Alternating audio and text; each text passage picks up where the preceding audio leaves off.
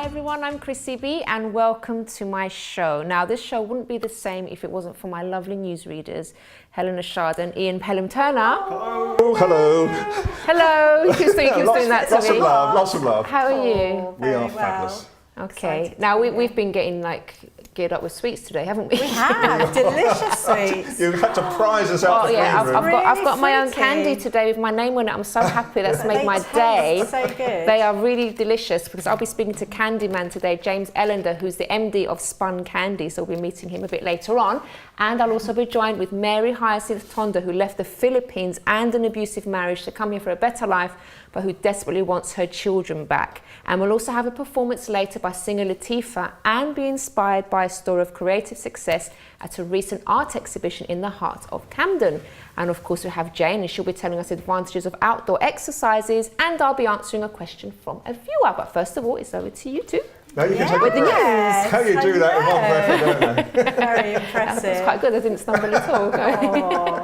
Well, we're going to start with the gorgeous Prince Harry. Again, Yes. lots of wolf whistles to Prince Harry as he came on and gave a wonderful speech at a launch party for the Invictus Games for the veterans and family and supporters and everything. It was a very fantastic evening for everyone. And the Foo Fighters were singing and lots of excitement. But I do think he's got a twinkle in his eye. I think there's lots of people there who are hoping maybe they'd be the one for him. Yeah. Well, we They were want to be right a about the princess. baby. Yeah, it's true. Go on, tell everyone. We were right about the baby. We were right about the. You were right about the baby. I was right about it. Because you. Yeah, as in, yeah, definitely. So we hope it's going to be a little girl, don't we? Yes, we do. So does Prince Charles. Just so we can talk about the clothes. Right? Harry, yeah, and shoes, Absolutely. and shoes. It's going to be another big occasion. It's going to be a great occasion for us again, because that's really, what our history event is built around. The history of how royal children have been, raised since Victorian times. So it's going to be great fun. One to talk about. Maybe you so get to it'll take be pictures. I know. It's going to be me. I know it will be me. With you, of course. With you, of course. Sorry. And David Beckham, he of the God, has opened in New York, and he's launched a new book. He's launched a clothes range. Victoria's in New York for New York Fashion Week. I think Beckham was there. He had advice for William as well, because he's obviously the father of 4 now. And his advice for William is get plenty of sleep before the second baby arrives. He's got 4, hasn't he? So because each time one comes along, we need more sleep. Absolutely, you need more sort of sleep. I don't think it really works, does it? Getting more sleep beforehand, you're still sleep And deprived. he was also saying that the fashion habits of his children, which is sort of, he said that he just throws on a black t-shirt and black jeans every day, and so do 2 of his 3 sons. But the middle son, which I think is Romeo, Romeo has his own clothes range now. Really? Yeah, and his daughter. She will spend 20 minutes a day just choosing what she's going to wear now as well. Definitely got role models there. Absolutely. Victoria Beckham. True. So Victoria Beckham's been strutting her stuff at New York Fashion Week. And have you seen her new shoes she's brought out? No. They're quite androgynousy looking. They're like brogues. They're quite good in a way, if you like that kind of look and you can dress it feminine. But she's also been seen wearing some of her outfits, which is very strange, because they've been like pink dresses with flowers on, and that is so not her style. But obviously she's been modelling them, wandering around. But it's interesting to see her crack a smile every now and then, because obviously it's gone well for her. She's smiling a bit more nowadays, she is, isn't she? but it's not her trademark pout. Yeah, so she gets caught unawares sometimes. But good for her. I mean, she's doing really well. I think ladies look nice when they smile. They do. Yeah. Don't like scowling and pouting too much. No. It's a nice smile, just does it. And the Queen at the moment, she's getting more and more drawn. We were talking last time about the referendum and how it's becoming much more serious now, and how it's very much on the edge of whether it's a yes or a no, and everyone's trying to sort of draw the Queen in, and the Queen officially, she says, I can't sort of be part of any sort of explanation or statement at all about this sort of issue. However, there's been so many people, there is so much going on behind the scenes at the moment, and although she can't say anything officially, all the statements that are coming out unofficially from Buckingham Palace also say, for goodness sake, don't rock the boat, don't split the union up. So it's so she's caught very much in a situation of her own, isn't she? Must be stressful for her. It is. Well, we'll just have to wait and see.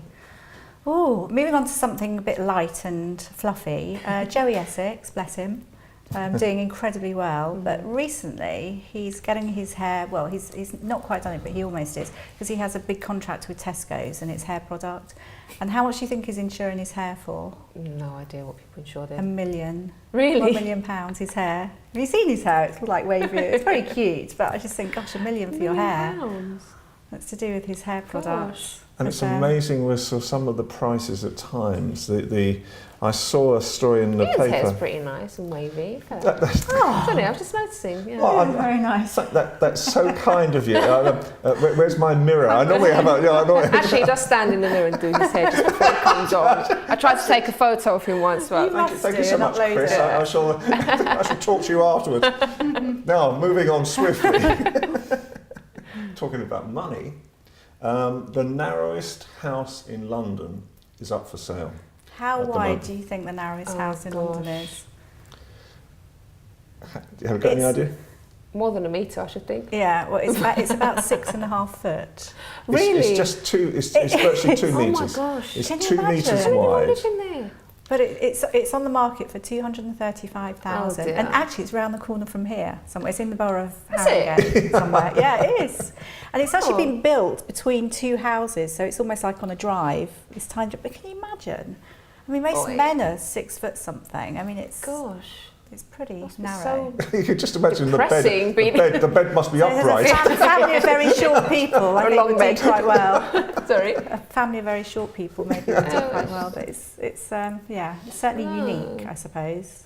So I can't imagine anyone living there anymore. Just just a show house to possibly bring in the tourists. Yeah, that's Yes. the point. And Little charge them lots of museum. money. Yes. There you are. Yeah. Hit on something there. That's good. So Britney Spears is sad because she split up with her boyfriend a while ago, but bought 2 little doggies, a white Maltese and a New Yorkie, but she spent in the last year 25,000 on her 2 little special doggies. On what? Exactly. Clothes? On her dogs. But for clothes for her dogs? I don't know. I actually don't know what she spent, but little Can you things. spend that much money on dogs? Taking them out. Can. Do you know, years ago, It's a big market, isn't it? when I used to work in newspapers, it's a lot of every money, though. Christmas, I used to do the most expensive, strangest gifts you could get. And one year I was walking around a very famous store in Knightsbridge, and I came to their pets department, and there were the most, I can't call them the worst gifts you could ever possibly imagine for dogs, but they had these fancy dress for dogs. And there were things like you dress it as a butler, as a policeman, as a fireman. So for people who've got so much money and it's they just don't know what to do with it. It's a hobby, isn't it? You could actually sort of say. So there they were all on the shelf. So I rang up the press office on my mobile phone, saying, we'd like to come down and do a story on unusual presents. They were there. and I gathered you've got something in your pets department where you dress up pets, and they denied it. They denied the whole thing. I swear to God. Didn't want that reported on. No, it was right in front of my hands at the time. So people do buy things for their pets. Yeah. They do. Even collars, diamond encrusted collars. Yeah. You name it. You could buy so many things. It's just having like a little accessory, like something to enjoy. Because the pets don't know any different, do they? They don't. Because I used to buy little things for my cat, like little things to too. play with, and 25,000 she'd just bring me a piece of string to play with instead. All these things that I used to buy her will just stay there. Mind you, I do hear there's a new sort of nail range for cats. Only Chris knows about this one. It was my sister's dog's nails that I painted. Oh, not my cat. I thought it was your cat's nails. No, it wasn't. No, she wouldn't sit still for that. Funny. I think we have time for one more. Okay, so the Guinness World of Records is out. Oh, and it's the 60th book, I think. And Is it? so it's 60 years of Guinness Book of Records with the most weird and wonderful things in there. Silly things like Weird. the longest tongue which I can't remember how long it was something like 10.5 inches. No, it Oh. can't be right, surely. 10.5 inches? I have no idea. I don't know why I brought that one out, but you know, the most... Yeah, it's almost like instead of Eddie Izzard, it's Eddie Lizard, isn't it? I don't know, they've got people with Sort the of sweets most he's been eating. Bond memorabilia, but that's exciting. So that's out as well, which is Okay. quite good fun. All right. And there's Have you lots ever more. looked through one? Or like, I have. or Sometimes you wonder, it's like the tallest girl in the world, or woman in the world who's in Brazil, and she's something like 7'8" or something very Wow. unusual. Oh gosh, Yeah. okay. That's good. Weird and wonderful. Weird and wonderful. Thank you. I can't. I've lost contact with the control room, so I don't even know if we're supposed to be going to a break. But I'm going to go to a break anyway. Okay, thank You want your you. sweets, that's why. I I do know. want my sweets. I'm going to fill up on the sweets again during the break, and because after the break we'll be meeting a very special guest, Candyman. We're calling him today. Yeah. But thank you so much for the No news. problem. Thank and we'll see you you. again next time. So do join us after this to meet James Ellender.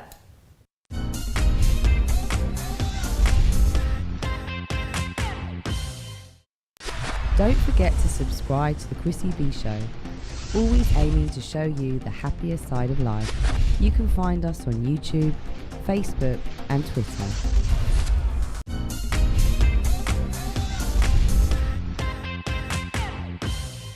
Welcome back to the show. Now, before I meet my first guest, let's take a look at this fitness tip from Jane on the advantages of outdoor exercises.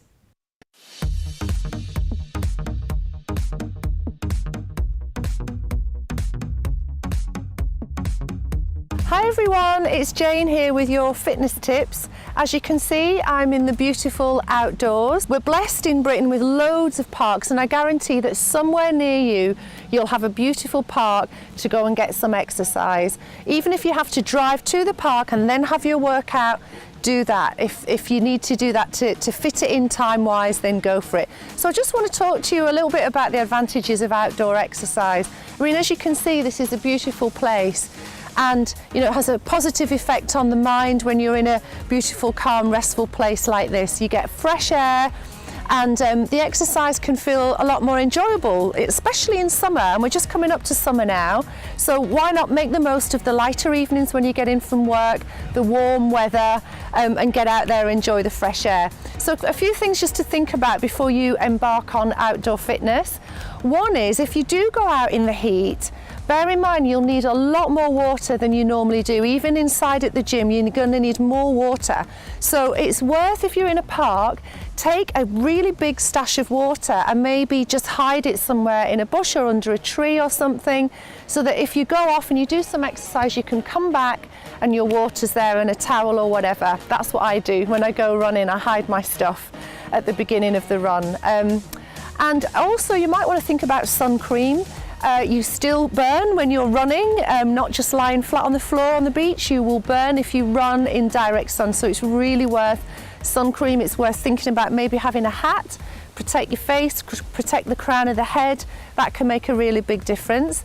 If you suffer from allergies, don't forget to take your antihistamine before you go out. You're amongst all the pollen, and the last thing you want is to have to go home because you're full of sneezes and you can't breathe properly. So those are things to think about. Think about layering up as well, because I've got a jacket on now, but once I start exercising, I'm going to get really hot.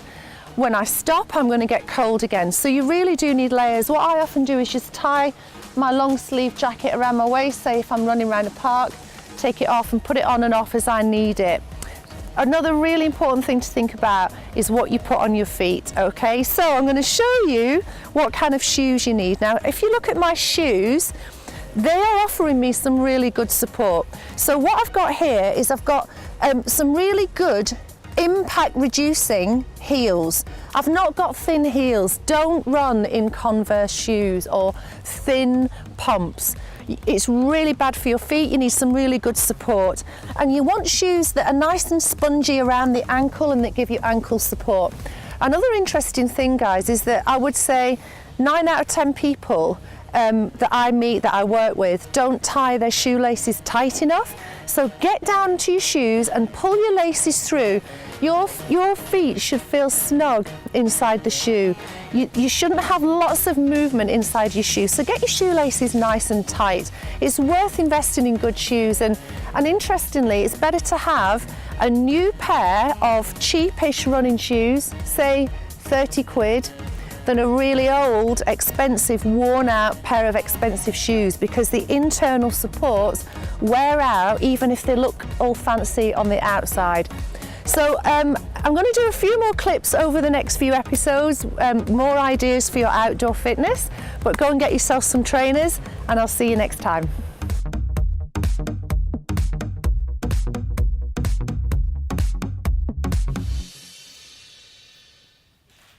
Thank you very much to the lovely Jane. And now I have James Ellender with me. Hello, James. Hello. How are you? I'm very well, thank you. Now, shall we just see some candy making in the process and then you can chat to us about it? Yeah, that'd be great. Let's take a look at this.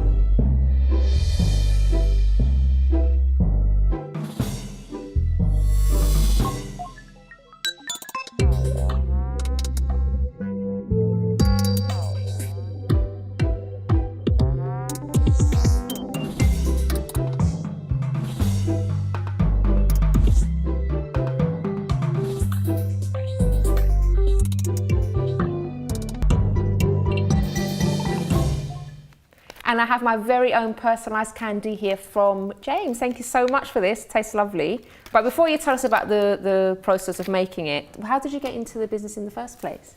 So a couple of years ago, I was travelling around Asia and I found a different company and I started working as a consultant with them in the UK. And then the opportunity came up to set up my own brand. So I took a team across and with some investment, some of my own money and a good team around me, we created our company. You make it sound so easy, but was it all smooth like that, how you're saying it? Or No, it's not smooth.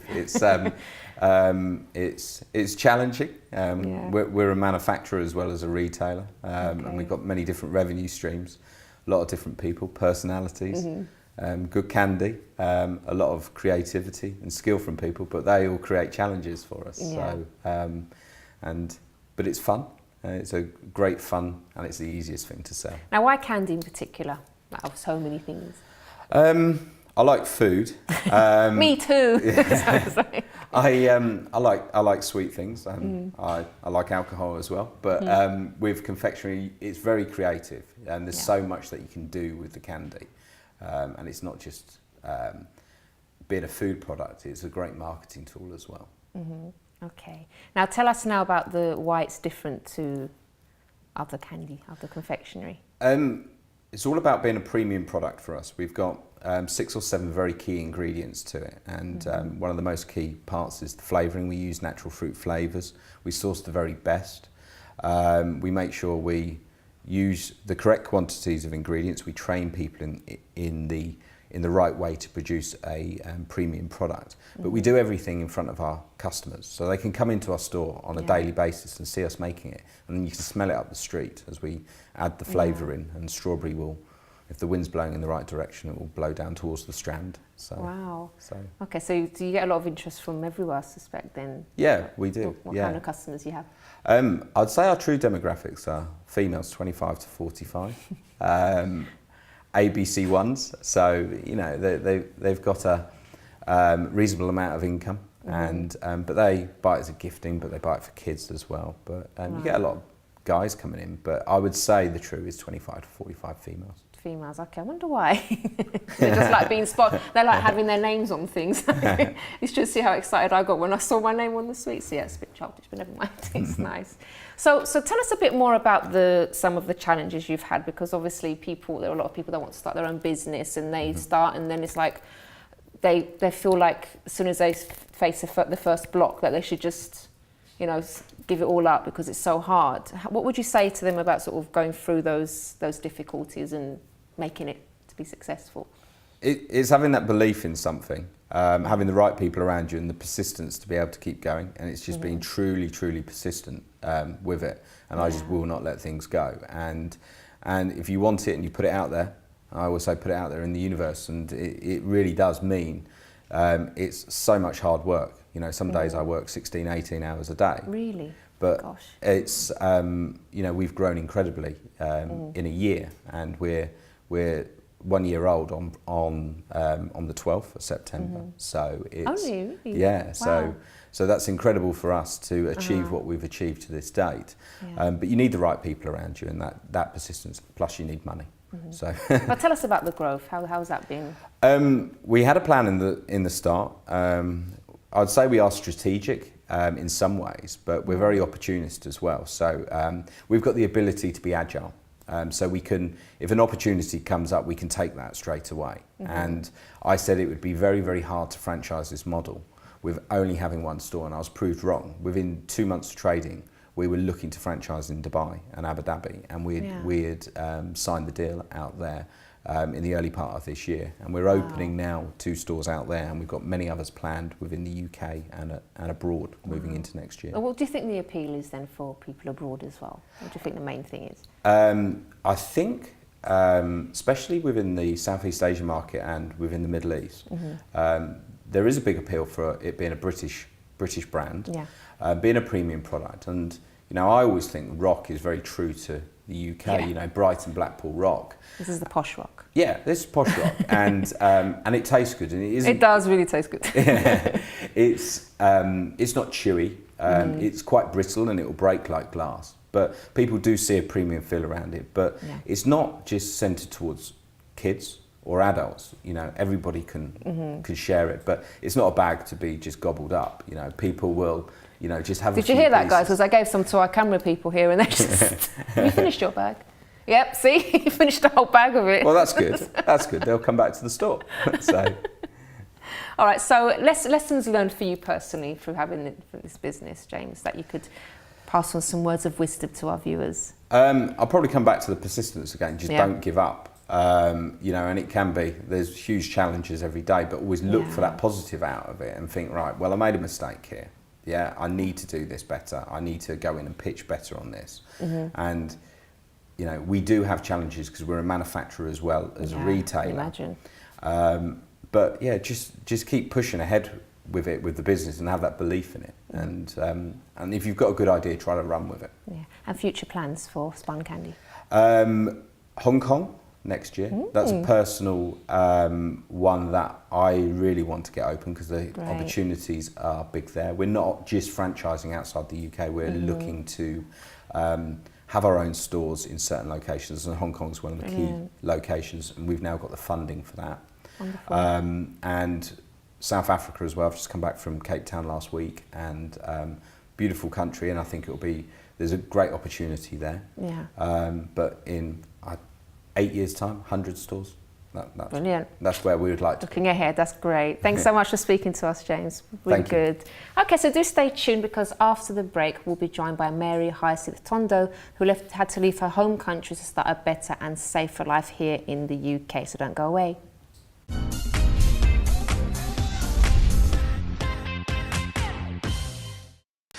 Don't forget to subscribe to the Chrissy B Show, always aiming to show you the happier side of life.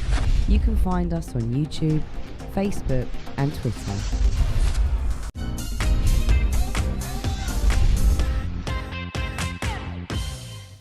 Welcome back. Now let's take a look at a story of creative success from Diana Silva and Luis Lopez during an art exhibition in Camden, now an area obviously famous for its art and culture.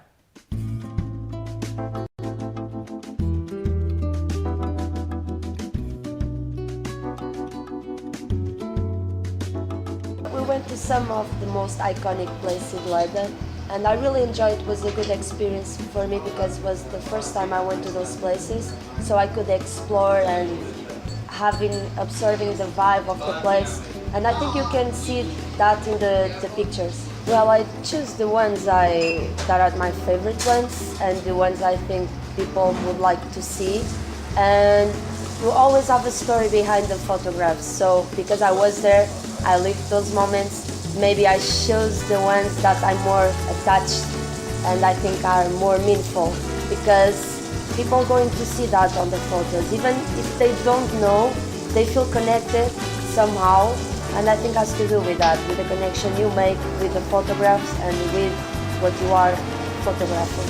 It's my first exhibition, so I am really excited about it. I think it can bring you some value in the way that the feedback people is going to give you. You have your friends, your colleagues, your family supporting you, and I think that helps a lot with your confidence, because it's not just taking photos, you need to share with people, and if you don't have that support, it's like photos forget in time. So I think it's important in that aspect. So the main problems that I've encountered here in London was that no one knew my work. I had to start from the beginning, start to do another portfolio, start to do a lot of pictures from London and a lot of videos from London so I can show what I'm capable of. Okay, in my opinion, I think for a good photographer you need to have the basic knowledge of photography.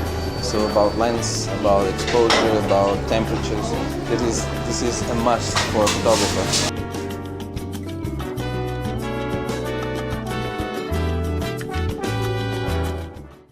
Some very talented photographers there. So now it's time to welcome Mary Hyacinth Tondo to the studio. Hello. Hello, how are you? How are you, sweetie? Thank you, I'm fine. She's a bit cold today, aren't you? Yes. Yeah. Just come back from Philippines. Okay, so it's a bit cold for the Back weather. to chilly England. Back to chilly England. Okay, but we do have something quite serious to speak about because you've had a very, very hard time, haven't you? Can you tell us about that? I'm still away from my children for now, so hopefully in 6 months' time I can have them join me here in this country. Now, why is it that you are separated from them? What happened? I've tried to apply for their visas, but the law requires that the husband should join as well, the father. But since we're not together anymore, I had to do the first step first, which is the annulment. So I filed it already. Okay. Now tell us about life in the Philippines. What was going on, you know, in your relationship, and why did you have to come to the UK? In the Philippines, the marriage is broken down, and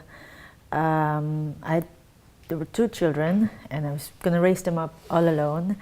And my father actually was encouraging me to look for greener pastures and try and see if I can take my master's here. And obviously the plan was to take my children with me, except that international family law requires that when children migrate, both parents should migrate. And I was torn between just taking them or ask my husband to come along again, and which you didn't want because you wanted a break from him. It's not going to happen, no. Okay. So what's life been like without your children? It must be really It's very difficult. I go home as often as I can, but obviously it costs me, and I Skype and we do homework over Skype and FaceTime. How old are they? 10 and 5. Right, okay. But I've been here 5 years now, so the eldest I left, he was 5, and the youngest I left, he was 9 months. He was a baby.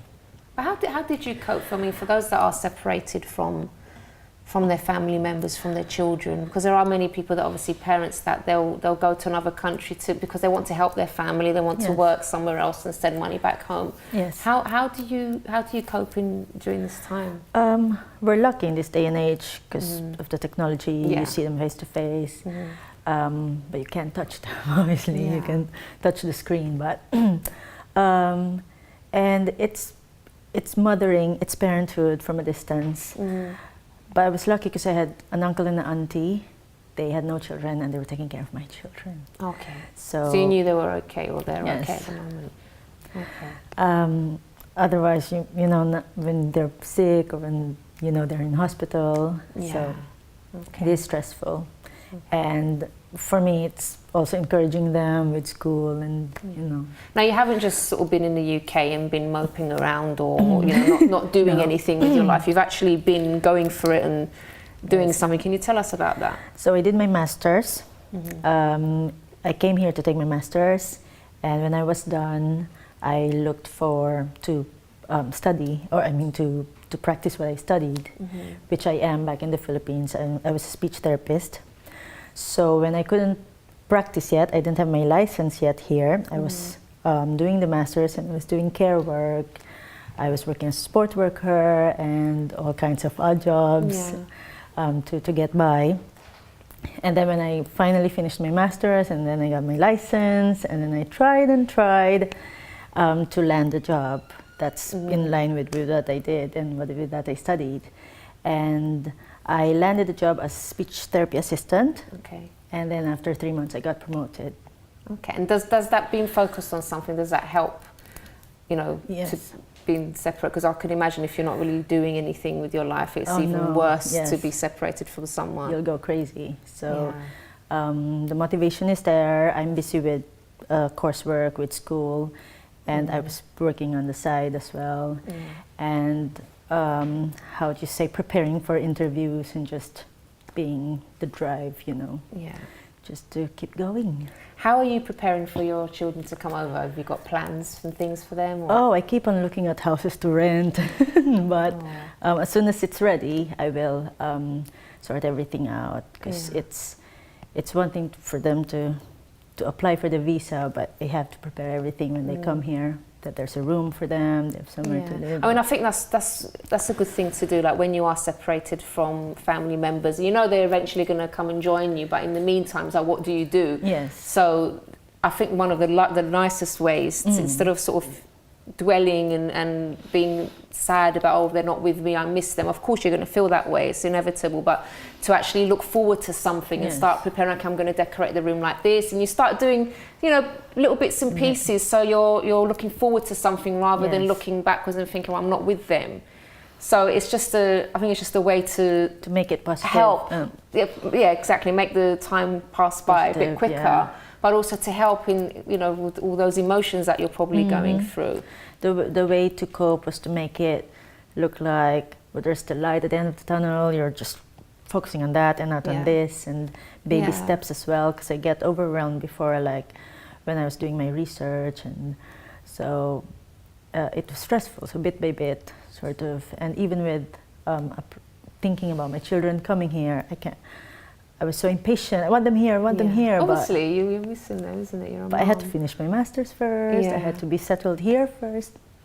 So now when they come, so you're expecting them in about 6 months? Is trying to sort everything out? Yes, as soon as the annulment is final. So you're nearly there. I know, fine. I always say I'm near the end and the beginning. It's true. Wow, you've been so strong. Oh, you've been really good. I have my family with me as well, my mommy and my daddy. And I have a sister here in Ealing. Okay. So, What advice would you give maybe to another mom or dad that's in this situation? Single parents like me. Well, it's an investment. Our children are investments. One day maybe they will take care of us. Hopefully, after all that, right? After all the sacrifices. And it's really that, just to have them feel that we're doing everything for them as well. Not to lecture them, which I do. I lecture them all the time. Study hard and do well, and I'm doing everything for you, and you will join me soon. I didn't leave you because I don't love you. And it's important to communicate that to them, isn't it, all the time? Even at an early age. And so that I can empower other women as well, hopefully, when I share my story. And Brilliant. All right, Mary, thank you so much for sharing your story. And I hope you're going to have a big party when they do come over. I know. Let's have the big welcome. We'll do that. Big welcoming committee, right? Yeah, we'll do that. Thank you so much. Okay, so do stay tuned, because we haven't finished yet. Up next, we have Lateefah, who's going to be performing for us, and I'll also be answering one of your questions. So do stay tuned.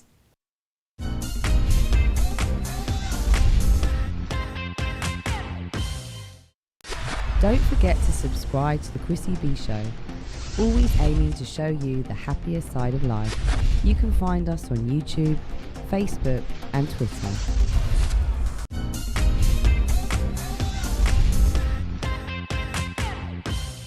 Welcome back. Now I'm joined with soul singer and songwriter who writes from her heart, Lateefah. Hello. Hello, my darling. Hi. How are you? All right. So tell us about this writing from your heart. I've been writing since I was like 9. 9? Yeah. Wow. 9 years old. It was kind of like my coping mechanism because I grew up in St. Lucia and my dad moved over here to do work and stuff, and I was a bit of a daddy's girl. You're missing him? Yeah. Oh. So I started writing from then, and that's kind of how I started to deal with situations. So what kind of things were you writing at age 9? Well, surprisingly, at 9 years old, I was writing about relationships. I Really? didn't know what I knew. Yeah, it's a bit weird. But now, like, a lot of my songs deal with love and life and yeah, just everything I go through. It's like my diary. Okay. It's pretty personal. Is it? Yeah. But what are you going to be singing for us today then? This Is Who I Am, which is kind of like a song I wrote after a breakup, and I was tired of changing myself to fit someone else's mold.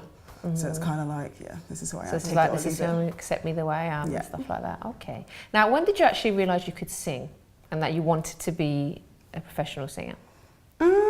I think I always knew I could sing. I grew up in church, so it's kind of like in the church choir, being dragged along as well. And but I never wanted to do it on the stage. But my dad's a musician, and he and my mum are quite supportive of, you know, the music.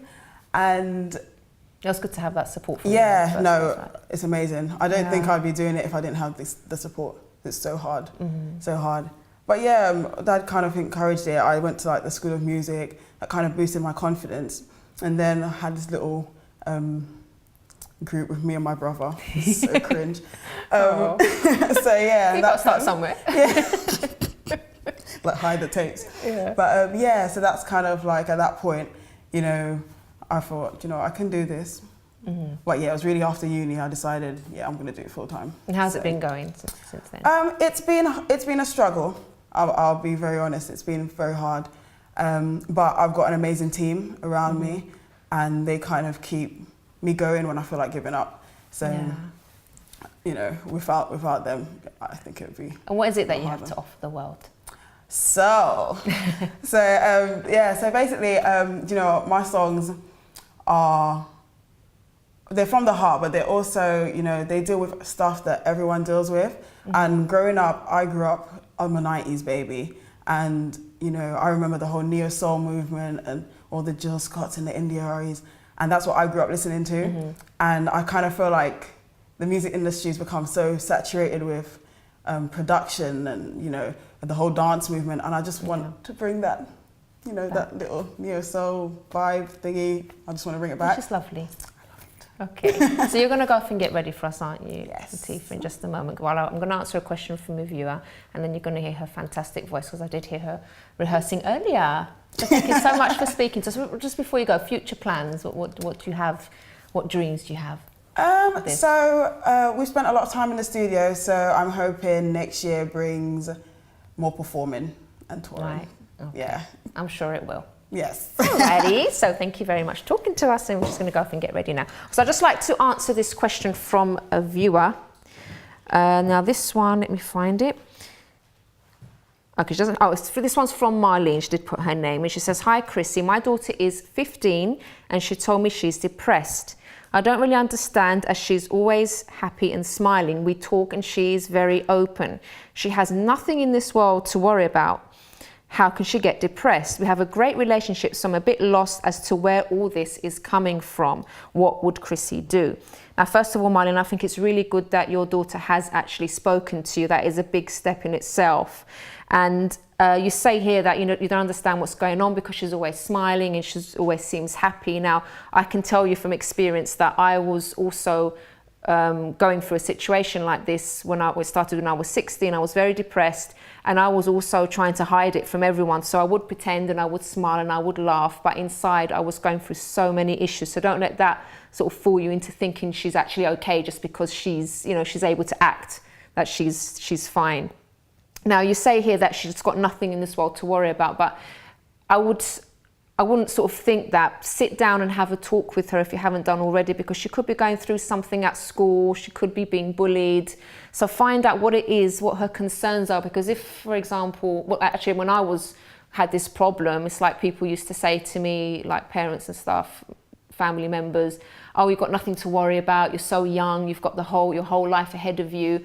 But that wasn't very helpful for me. I wanted them to understand what I was going through, and that actually made me close up. So don't dismiss her feelings. Don't sort of say, oh, you got nothing, you're okay, or, you know, everything's provided for you, we're a great family. Listen to her concerns, find out what it is she's really worried about, because that's going to really help her. She's going to appreciate that you actually taking the time to listen to her concerns.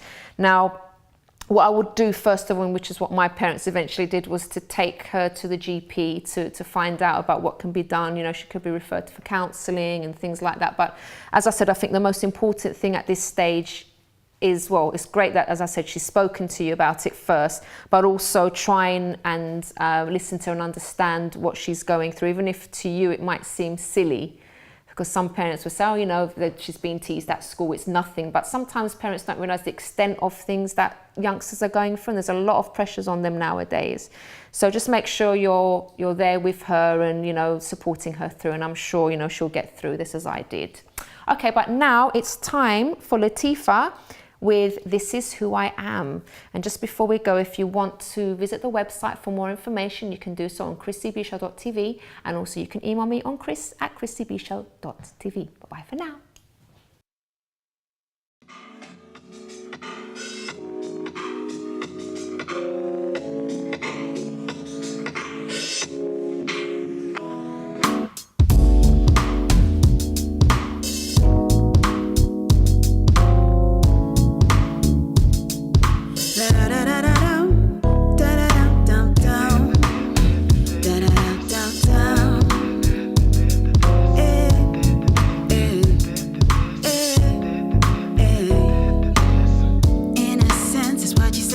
A shy little girl, I'm not who I was before.